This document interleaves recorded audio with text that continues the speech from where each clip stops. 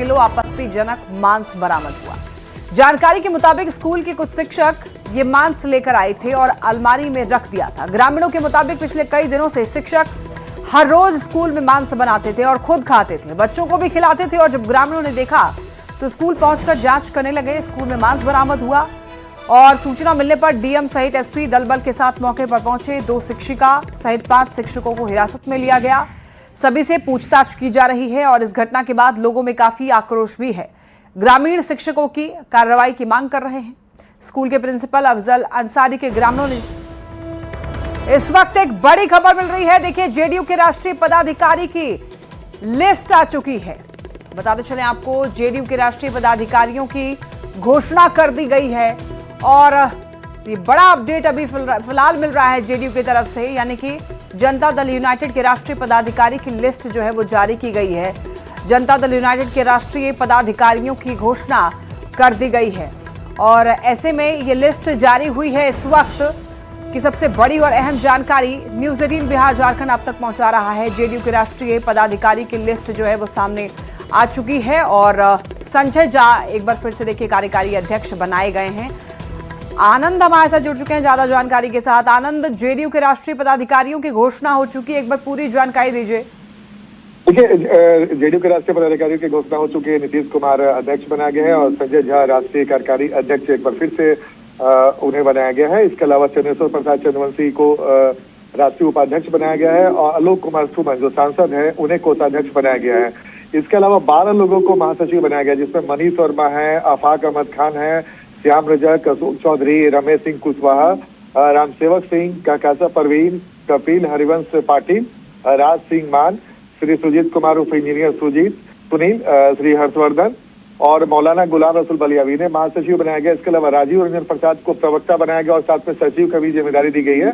इसके अलावा रविंद्र प्रसाद सिंह उन्हें सचिव बनाया गया, विद्यासागर निषाद को सचिव बनाया गया है, दयानंद राय को सचिव बनाया गया है, संजय कुमार सचिव बनाया गया है और मोहम्मद निसार वो भी सचिव बनाया गया। इसके अलावा रूही तामुंग को भी सचिव बनाया गया और निवेदिता कुमारी जो कटिहार से आती है उन्हें सचिव बनाया गया है। तो ये टोटल 24 लोगों की लिस्ट जारी की गई है और ये नीतीश कुमार जो पार्टी के राष्ट्रीय अध्यक्ष है उनके द्वारा जो टीम बनाई गई है राष्ट्रीय पदाधिकारियों की, वो पूरी सूची जारी कर दी गई है और ये नीतीश कुमार सहित इसमें 24 लोग सदस्य बनाए गए हैं। जाहिर तौर पर ये बेहद महत्वपूर्ण है और सबसे बड़ी बात है कि संजय कुमार झा को एक बार फिर से राष्ट्रीय कार्यकारी अध्यक्ष बनाया गया है और इसके अलावा चंद्रेश्वर प्रसाद चंद्रवंशी जो पूर्व सांसद थे उन्हें उपाध्यक्ष बनाया गया है।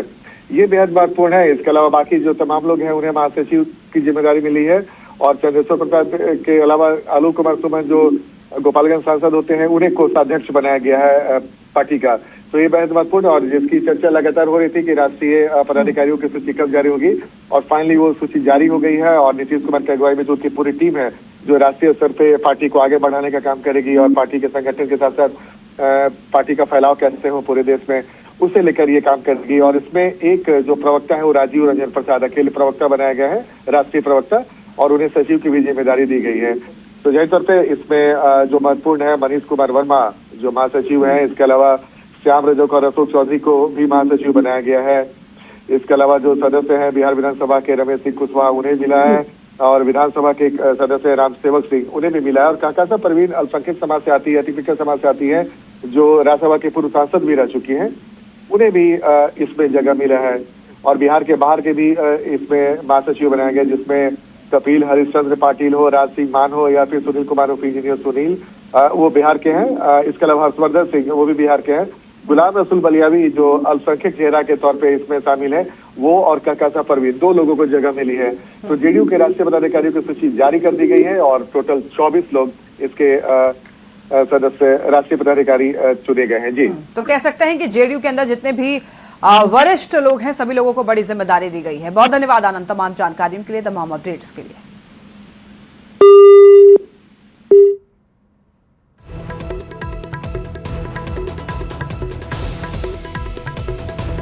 जेडीयू के राष्ट्रीय पदाधिकारियों की घोषणा कर दी गई है और संजय झा फिर से कार्यकारी अध्यक्ष बनाए गए हैं और यहां पर देखिए चंदेश्वर चंद्रवंशी उपाध्यक्ष बनाए गए हैं, राजीव रंजन प्रवक्ता और सचिव बनाए गए हैं, हर्षवर्धन सिंह महासचिव बनाए गए हैं, अशोक चौधरी राष्ट्रीय महासचिव बनाए गए हैं और ऐसे में जितने लोग हैं उनको बड़ी जिम्मेदारी दी गई है। जेडीयू के अंदर जेडीयू के राष्ट्रीय पदाधिकारियों की लिस्ट जारी कर दी गई है। सासाराम से बड़ी खबर है, जहां के राजपुर उत्क्रमित उर्दू मध्य विद्यालय में 10 किलो आपत्तिजनक मांस बरामद हुआ है। देखिए, जानकारी जो मिली है उसके मुताबिक स्कूल के कुछ शिक्षक ये मांस लेकर आए हुए थे, अलमारी में रखा गया था। ग्रामीणों के मुताबिक पिछले कई दिनों से शिक्षक जो हैं वो हर रोज स्कूल में मांस बनाते थे, खुद भी खाते थे, बच्चों को भी खिलाते थे। और जब ग्रामीणों ने देखा तो स्कूल पहुंचकर जांच करने लग गए। स्कूल में वो मांस बरामद हुआ है। सूचना मिलने पर डीएम सहित एसपी दलबल के साथ मौके पर पहुंचे। 2 शिक्षिका सहित 5 शिक्षकों को हिरासत में लिया। सभी से पूछताछ की जा रही है। इस घटना के बाद लोगों में काफी आक्रोश है। ग्रामीण शिक्षकों पर कार्रवाई की मांग कर रहे हैं। बता दें आपको, स्कूल के प्रिंसिपल अफजाल अंसारी हैं। ग्रामीणों ने जब शिक्षिकाओं से पूछताछ शुरू की तो सभी एक दूसरे पर बात डालते हुए नजर आए। कौन लाया है? उस व्यक्ति का नाम बताओ, कौन लेके आया है? मेरे गांव में तो खुद ही होता है, तो हम यहाँ काहे खातिर लाएंगे? तो कौन लाया? भगवान ला दिए हैं? तुम लाई हो, ठीक है। अपना नाम बताओ, नाम क्या है इसका? नाम क्या है इसका जी? अरे नाम क्या है इसका? कोई नहीं बोलेगा। और ज्यादा जानकारी के लिए न्यूज 18 संवाददाता हमारे साथ जुड़ रहे हैं अजीत। अजीत, यहां पर एक आपत्तिजनक मांस जो है बरामद किया गया है स्कूल से। शिक्षक खुद भी खाते थे, बच्चों को भी खिलाते थे। आखिर पूरा मामला क्या है? क्योंकि ये 1-2-3 दिन पहले से ये मामला चला आ रहा है और बच्चों ने अभिभावकों से शिकायत की कि विद्यालय में जो प्राथमिक उर्दू मध्य विद्यालय रामडी है, वहाँ शिक्षक जो है आए दिन मांस लेकर आते हैं, वहीं पकाते हैं, खाते हैं और ऐसी चर्चा है कि बच्चों को भी खिलाते हैं।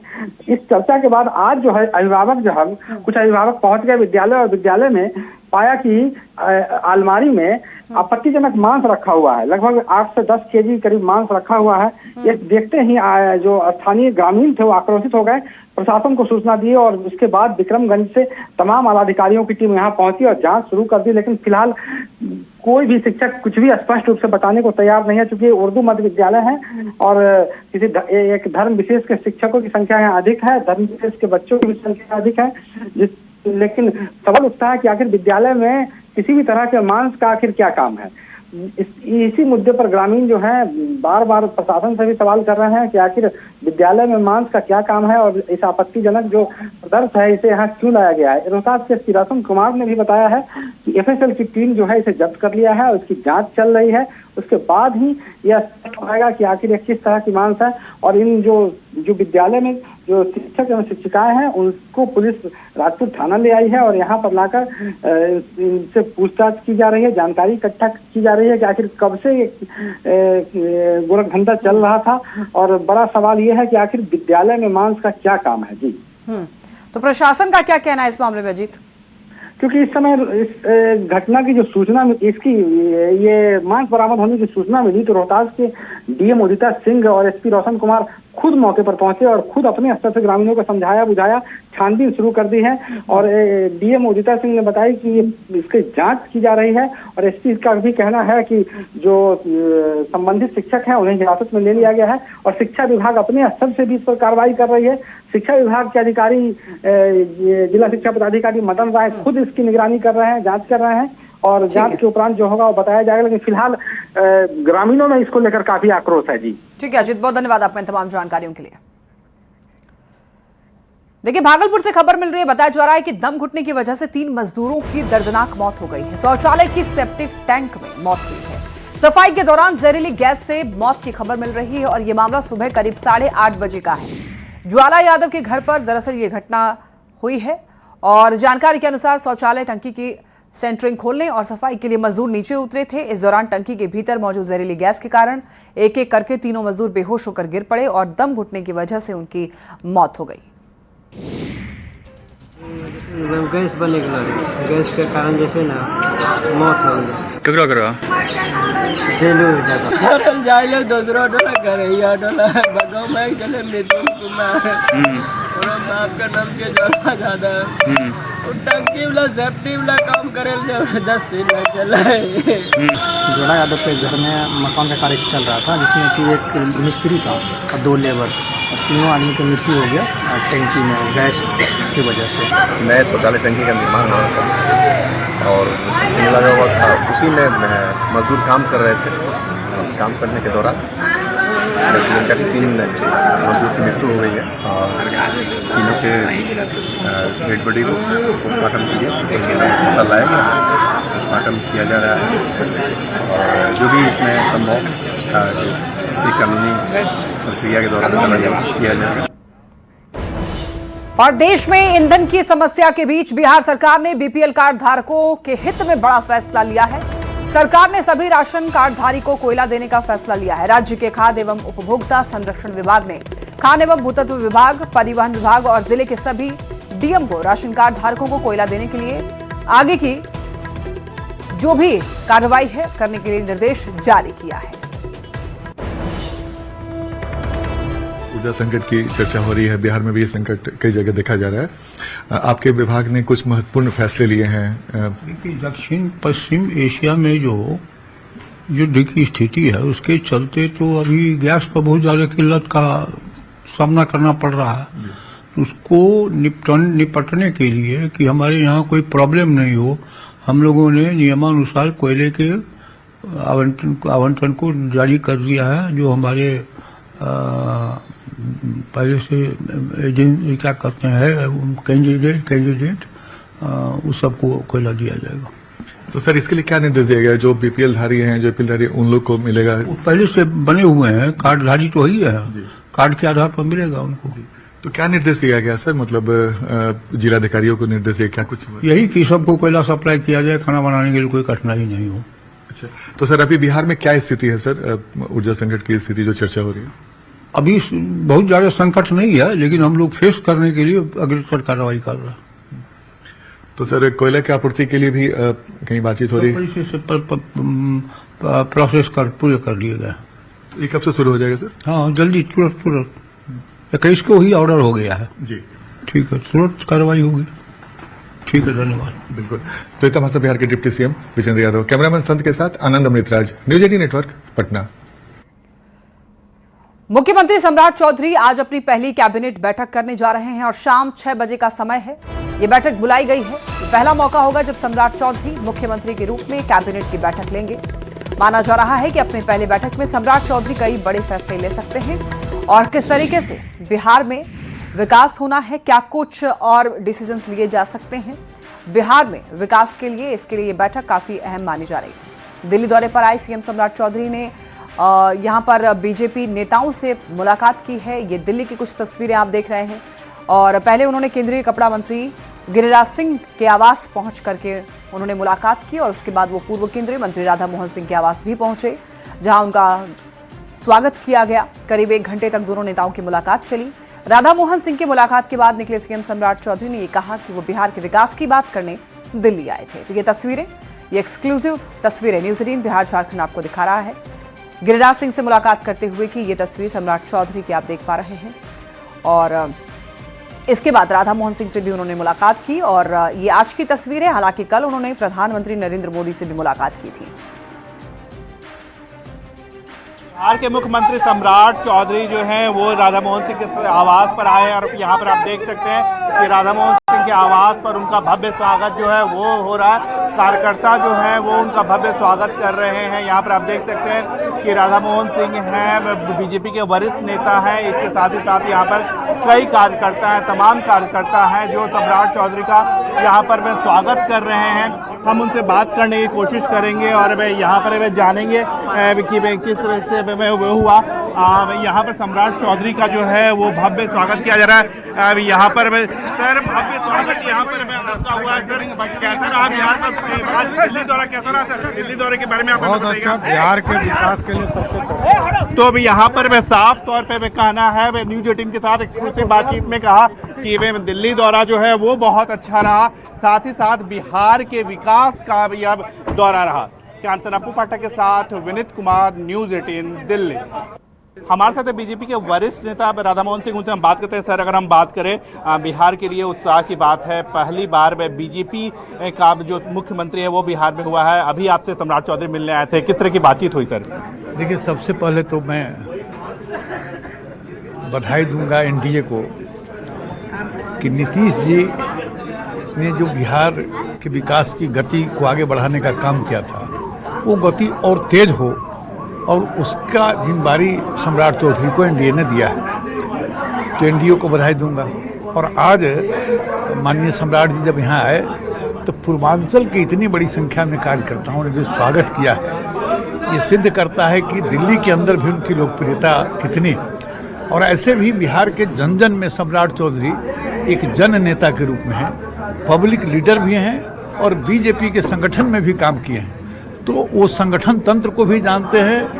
और मैंने एक बार कहा था कि जनतंत्र को जानते हैं, तो संगठन तंत्र और जनतंत्र दोनों के मंत्र को जानने वाला व्यक्ति आज बिहार का मुख्यमंत्री बना है, तो निश्चित रूप से बिहार के विकास की गति तेज होगी। ठीक है, बहुत धन्यवाद। तो यहाँ पर साफ तौर पर मैं कहना है कि बिहार के विकास की गति जो है वह तेज होगी। कैप्टन अपू पाठक के साथ विनीत कुमार, न्यूज़ 18 दिल्ली। और देखिए, जेडीयू नेता निशांत कुमार ने बिहार की कानून व्यवस्था को लेकर के बड़ा बयान दिया है। उन्होंने पिता नीतीश कुमार के कार्यकाल की सराहना की और नीतीश कुमार ने सत्ता में आने के बाद स्पीडी ट्रायल के जरिए कानून व्यवस्था को मजबूत किया। 2006 से 2012 के बीच 70 से 75 हजार अपराधियों को सजा दिलवाई। के नेतृत्व में 24 नवंबर 2005 को एनडीए की सरकार बनी पहली बार। उन्होंने सबसे पहले विधि व्यवस्था के संधारक को सर्वोच्च प्राथमिकता दी, कानून व्यवस्था ठीक की। पहले लोग शाम को घर से निकलते नहीं थे, समाज में विवाद होता था, सामुदायिक दंगे होते थे, पढ़ाई भी कम होती थी, अस्पताल की भी कोई विशेष सुविधा नहीं थी और बिजली भी कम था, सड़क थे तो खराब स्थिति थे। तो उन्होंने आए पिताजी तो पहले कानून व्यवस्था को ठीक किया। अब प्रेम शांति भाईचारा का माहौल है, पहले डर का वातावरण हुआ करता था। हमारे कुछ समय जो अपराधी थे उनको सजा नहीं दिला पाते थे, लोग गवाही में मुक्तियाब नहीं होते थे, तो पिताजी ने स्पीडी ट्रायल के माध्यम 6 से 12 के बीच में करीबन 70,000 अपराधियों को सजा दी। और पटना से बड़ी खबर, बेउर थाना क्षेत्र के रामकृष्ण नगर में 19 अप्रैल को हुए लूटकांड मामले में पुलिस ने बड़ी कार्रवाई की है। कार्रवाई के दौरान पुलिस और आरोपियों के बीच मुठभेड़ हुई, जिसमें एक आरोपी के पैर में गोली लगी है। घायल हालत में इलाज के लिए एम्स में भर्ती कराया गया है। अब इस घटना में शामिल हथियार को भी बरामद किया गया है। साथ ही 4 लोगों की गिरफ्तारी हुई है। बाकी आरोपियों की गिरफ्तारी के लिए पुलिस छापेमारी कर रही है।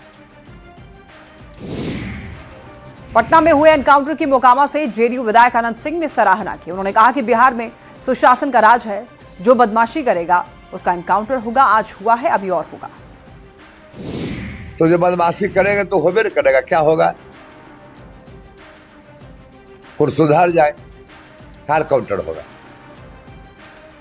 कुल काम धाम करे, गोली पिस्तौल निशा पानी, कुछ छोटकिरमा बुतरू है, इसमें बड़का कोई नहीं, कुल छोटका बुतरू है 12-14 साल वाला।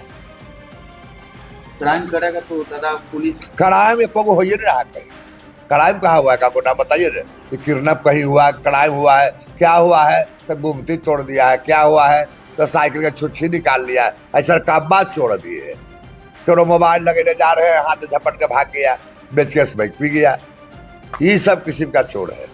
आप डकैती कही जो नहीं कहीं है, ने बुतरू किसी को किडनैप कोई किया है। रोज किडनैप सुनते थे लालू सरकार में, रोज एक किडनैप 100-200 रोज मुड़का बड़ा किडनैप होता था उनका सरकार में। वो सब क्या बोलेंगे। और मधुबनी से खबर, शिक्षकों के मोबाइल चलाने पर रोक। स्कूल अवधि में मोबाइल चलाने पर रोक लगाई गई है। डीएम आनंद शर्मा ने यह आदेश दिया है कि बच्चों की अच्छी पढ़ाई को लेकर यह आदेश काफी ज्यादा अहम है। सरकारी स्कूल को 2 पाली में चलाने का भी आदेश है, यानी कि जो सरकारी शिक्षक हैं अब वो स्कूल अवधि के दौरान यानी कि स्कूल ड्यूरेशन में मोबाइल नहीं चला पाएंगे। उनके मोबाइल चलाने पर रोक लगा दी गई है। डीएम आनंद शर्मा ने यह आदेश दिया है और बच्चों की अच्छी पढ़ाई को लेकर दरअसल यह आदेश काफी महत्वपूर्ण है। वहीं सरकारी स्कूल को 2 पाली में चलाने का आदेश है। और इधर मधुबनी में निगरानी की बड़ी कार्रवाई, बेनीपट्टी अंचल कार्यालय में छापा पड़ा। पटना निगरानी टीम की कार्रवाई, अंचल कार्यालय का लिपिक गिरफ्तार। घूसखोर लिपिक साकेत कुमार गिरफ्तार हुआ है। 10,000 रुपए घूस लेते गिरफ्तारी हुई है। एक बिचौलिया परमानंद झा गिरफ्तार हुआ है, जमीन के मामले में ले रहा था घूस।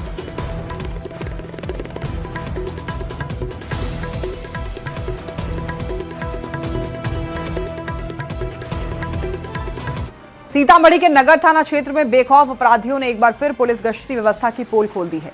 शहर के सीताराम चौक पर बुधवार सुबह करीब 9 बजे बाइक सवार 2 बदमाशों ने एक महिला के गले से सोने की चेन झपट ली, मौके से फरार हो गया। देखिए, बताया जा रहा है कि घटना के वक्त महिला सड़क पर जा रही थी, तभी अचानक पीछे से आए बदमाशों ने वारदात को अंजाम दिया है। चेन छीनने के बाद महिला शोर मचाती रही, लेकिन तब तक अपराधी फरार हो चुके थे। पटना पुलिस की मानवता का एक वीडियो सामने आया है। पटना पुलिस के प्रति आपका सम्मान बढ़ जाएगा, इसे देखने के बाद, इस खबर को जानने के बाद। मंगलवार को गांधी मैदान के पास में वीवीआईपी मूवमेंट होने के कारण ऑटो का परिचालन बंद था। एक लाचार पिता अपनी बेटी को गोद में लेकर स्टेशन की तरफ जाने की कोशिश कर रहे थे। पटना यातायात पुलिस ने उस व्यक्ति को अपनी गाड़ी से पटना जंक्शन पहुंचाया है, साथ ही ट्रेन के बारे में जानकारी भी दी। गोपालगंज पुलिस ने भूमाफियाओं पर बड़ी कार्रवाई की है। एसपी विनय तिवारी के निर्देश पर भूमाफियाओं के संगठित गिरोह पर एफआईआर दर्ज की गई है, जिसमें योगेंद्र पांडे, मुकेश कुशवाहा, भूषण कुशवाहा, गंगदयाल यादव और इसके अलावा कई और लोग 50 से 60 भूमि माफिया इसमें शामिल हैं। एसपी ने कहा है कि मनी लॉन्ड्रिंग एक्ट के तहत सभी माफियाओं की संपत्ति जब्त करने की कार्रवाई भी की जाएगी।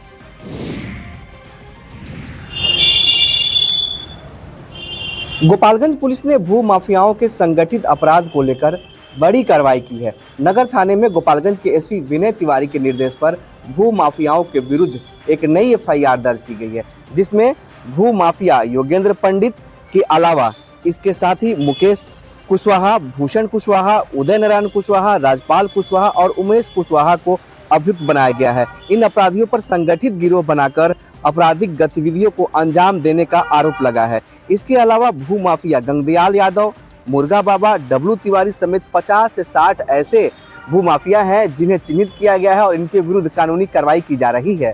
भू माफिया इसमें शामिल है टॉप प्रायोरिटी पर। इन सबके विरुद्ध एफआईआर दर्ज करने का आदेश दिया गया है। तो नगर थाना में 3-4 गैंग, अलग अलग तरह के गैंग सक्रिय हैं भू माफिया के, पूरे गोपालगंज में सक्रिय हैं। तो उन पर हम लोग लगाम लगाने का प्रयास कर रहे हैं। पूर्व में भी कई पिछले 1-2 महीने में कार्रवाइयाँ हुई हैं, आप सभी से अवगत भी हैं अच्छे से। इसमें एक योगेंद्र पंडित और उनके गिरोह के साथी हैं। इन सभी पर नगर थाना में फ्रेश एफआईआर दर्ज हुई है संगठित अपराध की। गंगदयाल यादव और उनके एसोसिएट्स हैं, उन पर भी फ्रेश एफआईआर दर्ज हुई। साथ ही एक और गैंग है मुर्गा बाबा और डब्लू तिवारी का, उन पर भी आगे कार्रवाई की तैयारियां चल रही हैं। तो लगातार भू माफियाओं पर चल रही पुलिस की कार्रवाई से हड़कंप मचा हुआ है और एक-एक थानों में भू माफियाओं को चिन्हित करके इस वक्त कार्रवाई चल रही है। गोविंद कुमार, न्यूज़ 18 गोपालगंज। और इसी के साथ इस बुलेटिन में फिलहाल इतना ही। खबरें लगातार जारी है, आप देखते रहिए न्यूज़ 18 बिहार झारखंड।